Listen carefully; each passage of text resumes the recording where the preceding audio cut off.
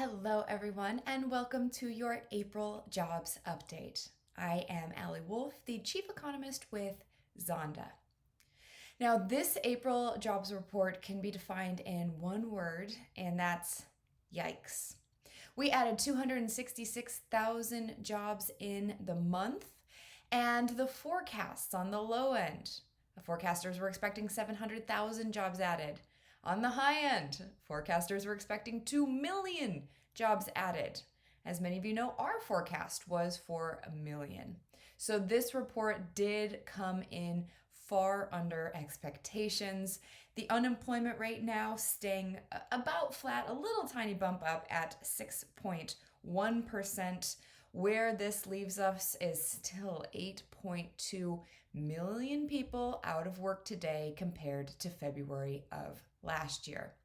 Now, let's quickly just blow through a few of these numbers to set the scene. We have 3.5 million people that fall in that permanent job losers category. That is sticky. That's where we've seen it really consistently now.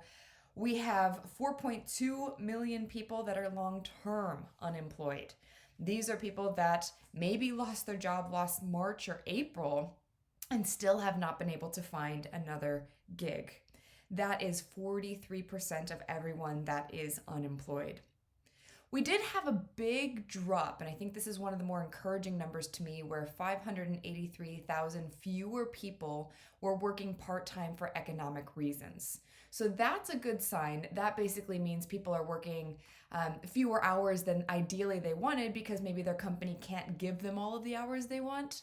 Well, it seems like that has come down a little bit, assuming as the economies reopen, as we go back closer to opening at full capacity, operating almost the same as we were before the pandemic. That's why you'll see that big shift. Now for the sectors. So 331,000 jobs were added in leisure and hospitality, leaving the sector down 2.8 million.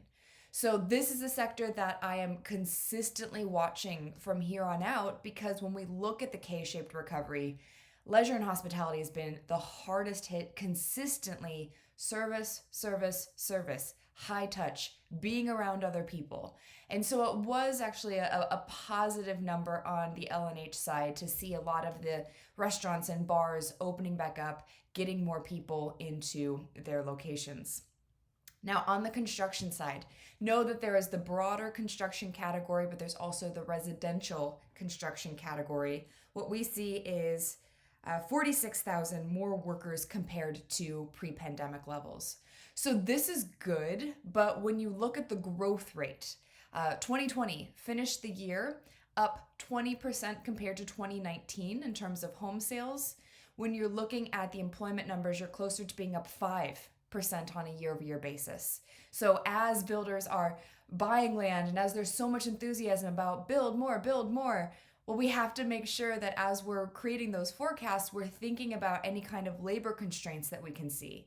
Because we're hearing really the video we posted earlier this month that there are a lot of labor side from a whole bunch of different issues when it comes to building a home. Now, with all of this, you may be wondering, how did everyone call it wrong? Why were there such high forecasts and this number came in so low? And we covered this on our most recent COVID webinar that there seems to be a lot of issues at play. So when you look at job posting data, Indeed has this. It shows that postings are up over 20% year over year. Why are these jobs not getting filled, especially if 8.2 million people are out of work? Like I said, a whole bunch of different reasons. There'll be childcare reasons. Some people have retired. There will be a skills gap where either you're overqualified or you're underqualified for some of the jobs that are posted. And of course, there will be some of that, I don't need to go back to work yet because I still do have the unemployment insurance.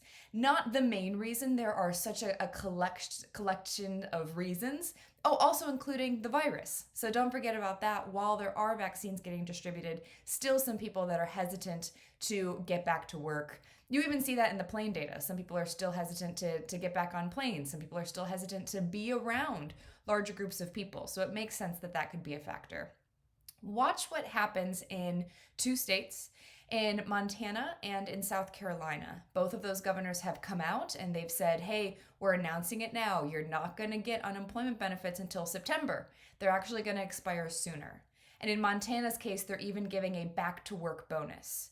So we can watch those. I think they're one of many. I think other states will start to follow suit as well. But for now, we know that it's not just the unemployment benefits, it is a lot of other factors.